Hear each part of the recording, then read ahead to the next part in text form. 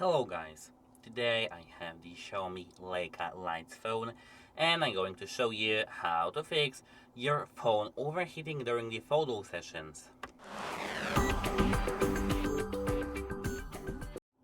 So, actually, if you're performing a very long photo sessions, the only thing I can recommend, not software based, is that you need to just wait and let your phone cool down.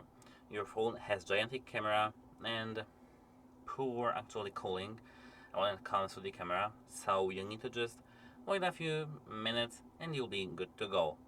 Remember about taking breaks.